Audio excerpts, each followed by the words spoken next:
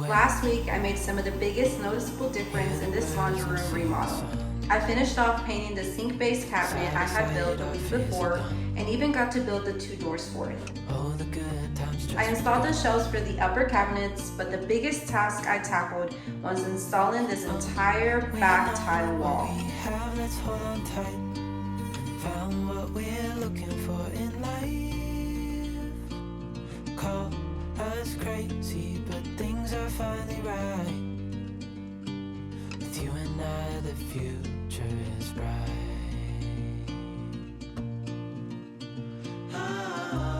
This is what the laundry room looked like after I was done, and now we are on week 6 of this laundry room remodel. I'm about to begin and share the very last huge project within this makeover.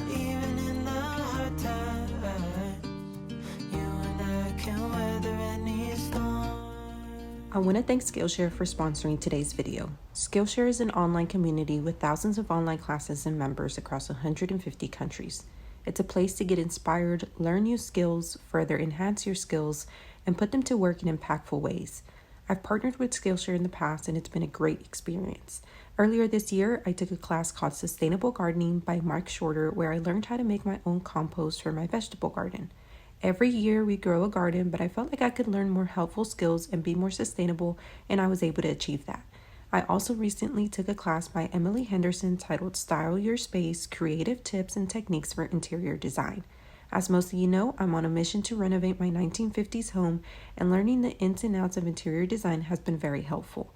Skillshare has new premium classes launching each week, so there's always something new to discover. They are also ad-free, so you won't be interrupted while learning or enhancing your skills. So if you have a specific skill you're wanting to learn, Skillshare is the perfect place to start. From learning productivity habits, interior design, freelancing, and how to make your side hustle successful, you can be sure to find classes that match your goals and interests. Skillshare is offering the first 1,000 people to use the link in the description a 1-month free trial. Now back to the video. Hey, welcome back. I can't believe that we're finally on episode 6 of this laundry remodel, and we've done a lot. We're getting closer than ever to finishing up this laundry remodel, and I'm so excited for it. If you've been around this entire time from the start of this remodel, I just wanted to say thank you for sticking around and following this entire journey. It's been a lot of work and a lot of fun. So this week I was actually able to finish painting the doors that went here on this base cabinet. I don't know if you remember, but I built these out last week and, well, the week before last week. I just hadn't gotten to around painting them. I figured I would wait for the perfect time from when I had to paint something else, which I'll talk about that project here in just a little bit. But I went ahead and primed them, gave them 2 coats of primer, sanded in between each coat, and then of course gave them the same green color that our upper cabinets are, 2 coats with a light sand in between, just like any other painting job that I ever do. Once I was done with the painting process, I went ahead and installed my concealed soft close hinges, and as you can tell by the name, they softly close so they don't slam onto the cabinet. After I installed the hinges, I went ahead and installed the actual doors to the cabinet.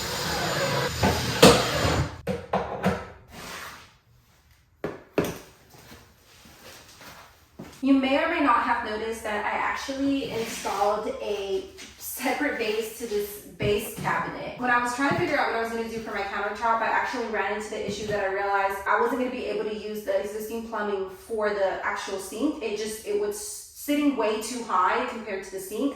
I actually built this cabinet to be the standard height, which I completely forgot that when we had the utility sink, I don't know if you remember, we had a utility sink here in the laundry room, or when we installed that a few years back, we actually had the exact same issue. I'm not sure why, but I guess these cabinets in this room, because remember, this entire wall was cabinets, were actually sat higher than your standard cabinet height, and so naturally the plumbing also sat a little bit higher. And so since the height wasn't enough, adding a separate base onto the bottom of that actually really helped. I built that base just based off of 2x4s and reinforcing it together, making sure it was squared with just some screws and some wood glue. My intentions, hopefully, are to disguise that separate base from this cabinet by bringing my baseboards all the way around towards the front and towards the sides to kind of conceal that look. It shouldn't affect anything as far as like structural wise or even like functional wise.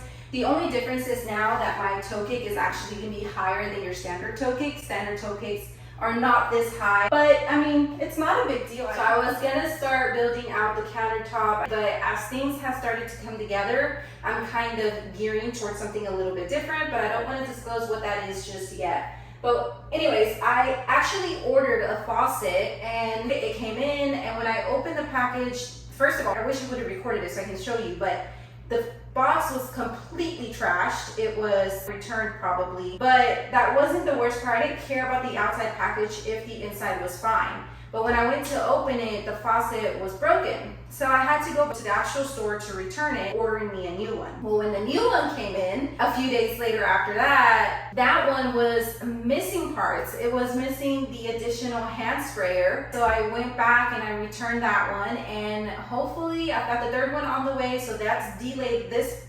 process an additional week and a half, almost 2 weeks, which, you know, things like this happen. I'm really set on that faucet, so I'm hoping this third time's the charm and there's nothing wrong with it and we can go ahead and move forward with that. Because of the delay going on with this stuff, I decided to go ahead and switch my focus over to the opposite wall. This wall was clearly empty. I didn't have this here, but let me explain what my original plan was. My original plan, I shared my plans with you on Instagram. I don't think I ever shared them with you here on YouTube, but my original plan was to have kind of like a fridge surround where you have cabinets over on one side, cabinets over on the opposite side, and cabinets towards the top to meet in the middle, and then build out a countertop or a table where I could take my clothes from the dryer, come over to the side, fold, and then also have a pole to meet the two cabinets, and I could hang the clothes that needed to be hung. But I was on Facebook Marketplace and I ran across this 6 locker unit, and I was like, this could probably work. They had it listed for $110 with free delivery, and it was on there for a week. I was like, okay, I'm gonna wait another few days, and if it's still on there, I'll offer them $80, and then I'll go pick it up myself because it wasn't too far for me, and then I'll bring it and then I'll basically refinish it. I offered them $80, they accepted it, picked it up, and I brought it home. I gave it a really good cleaning, ended up priming it with 2 coats, light sand in between as always, and painted it the exact same color of my cabinets because I wanted that color to come this side of the room as well to kind of help balance it out. It gave it 2 coats of the paint with the light sand in between. For the primer, I did use the Ben Shellac primer because it does adhere to metal and slick surfaces better than any other primer I've ever used. You'll notice I didn't prime or paint the sides, the top, or the bottom legs, and that's because I'm going to actually be building around this to make it look like it's built into the additional cabinets that I'm going to build. I'm going to be building cabinets that go right over top that meet up to this wall. The only difference that I'm doing is I'm not adding additional storage here because I feel like I have enough storage there. I don't want to add too much storage and then feel like I have so much storage and never use it. It kind of seems wasteful and pointless. It does look really, really nice, but I don't feel like it's necessary. But I'm going to be adding plywood to the sides, putting baseboards towards the bottom, so I'll bring the baseboards all along there. So like I mentioned before, this is the last huge project in this laundry room that I'm going to be doing that involves building something. And after that, it's just flooring and adding all of the smaller details. I think this is coming along nicely. I've been enjoying doing all of this work as hard as it has been. I know sometimes it feels like not a lot is getting done because I only show you an edited version of the projects and the stuff and the work that I've been doing, but always keep in mind that it's only me doing all of this work, and I only work when my little one is off taking a nap. So sometimes it can be an hour, sometimes it can be 2 hours. If I'm lucky, 2.5 hours. I do what I can with what I can, and if you've been sticking around this entire time, again, thank you so much for watching. So that you stay up to date and notified when I upload a new video, please be sure to be subscribed to the channel if you're not already, and turn on your post notification bell so you're notified every time that I upload a new video. Thank you, and I'll see y'all on the next episode. Bye.